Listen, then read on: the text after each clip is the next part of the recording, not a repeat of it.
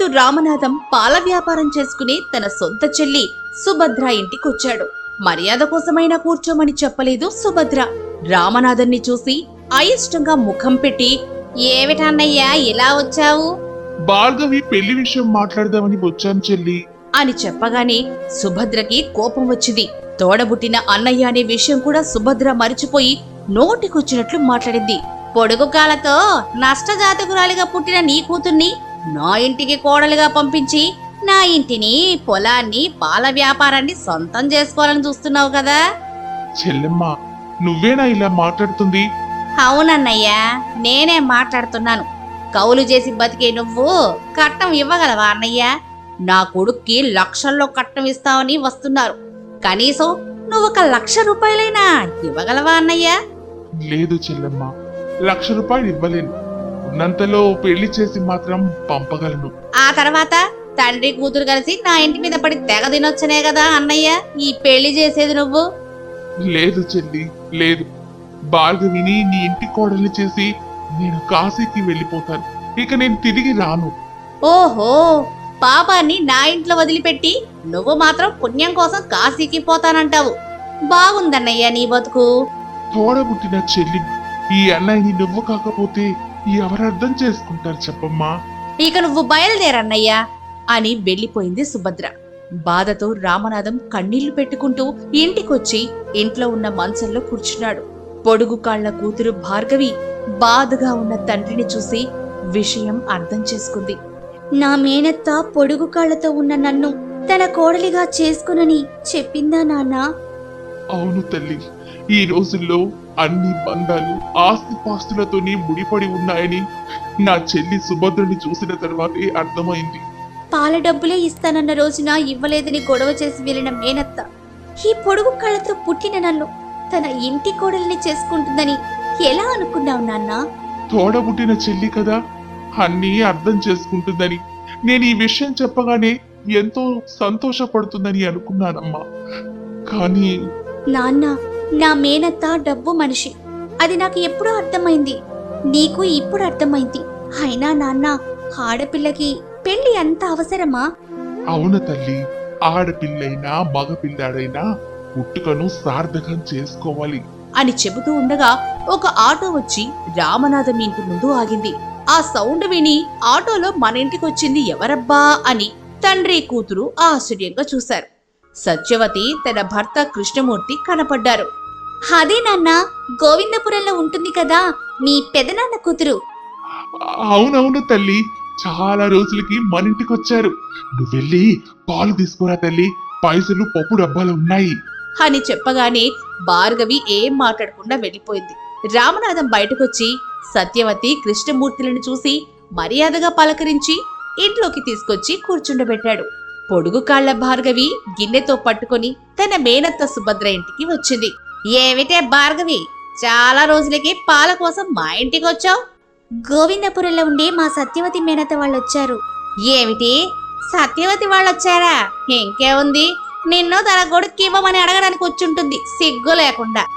అయినా వాళ్ళు కావాలనుకోవడంలో ఉండాల్సింది సిగ్గు కాదు మేనత్త, ప్రేమ అని చెప్పగానే సుభద్ర ఏం మాట్లాడకుండా డబ్బులు తీసుకొని పాలు పోసి ఇచ్చింది.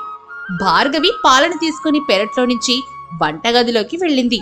కౌలు రైతు రామనాథం ఇంట్లో సత్యవతి కృష్ణమూర్తి కూర్చొని ఉన్నారు.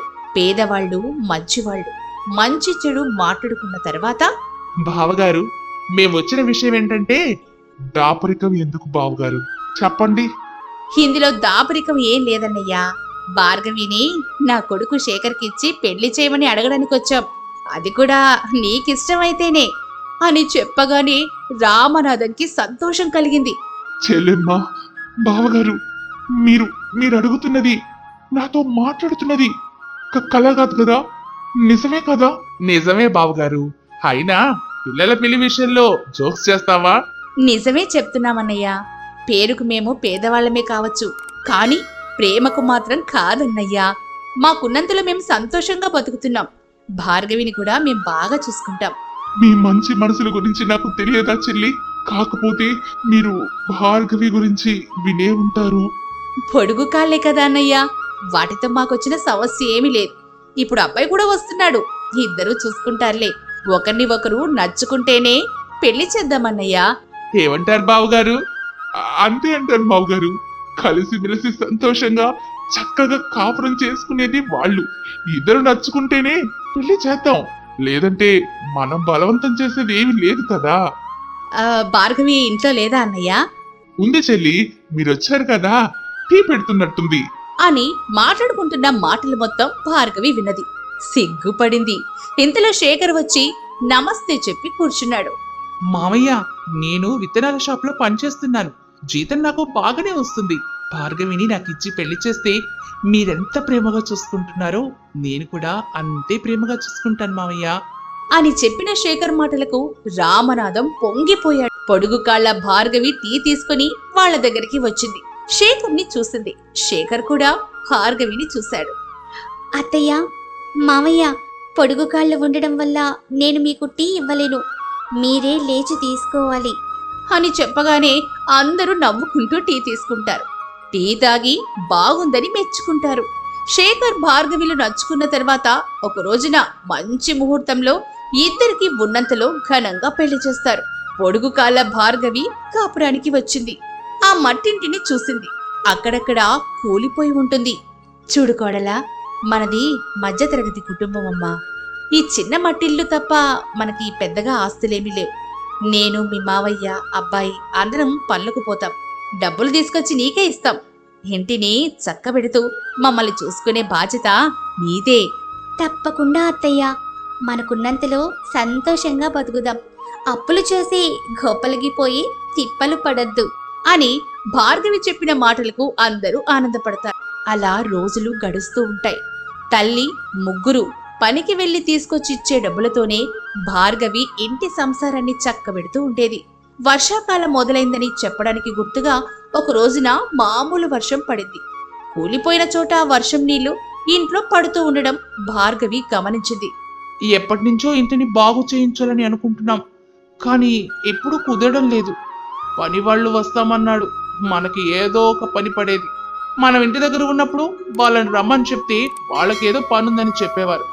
అలా అలా రోజులు గడుస్తూ ఎన్నో వర్షాకాలాలు పోయాయి. ఇప్పుడు ఈ పొడుగు కాళ్ళ కోడలి వర్షాకాలం వచ్చిందన్నమాట. అంతేనా? అంతేగా. సరేలేండి, మనకు పని వాళ్ళు అవసరం లేదు.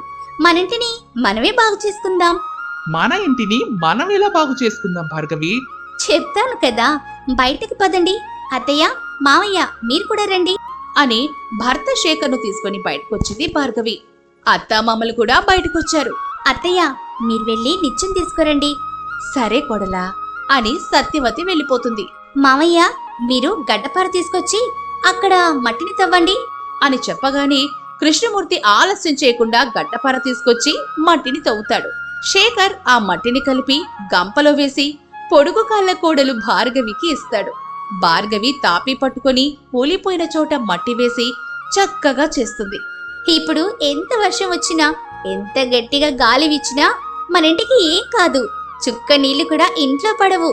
వర్షం పడుతుందనే భయం ఉండదు. ఇల్లు కురుస్తుందనే బాధ కూడా ఉండదు. వారెవ్వా కోడలా, మొత్తానికి నీకున్న పొడుగు కాళ్ళు ఇలా ఉపయోగపడ్డాయి.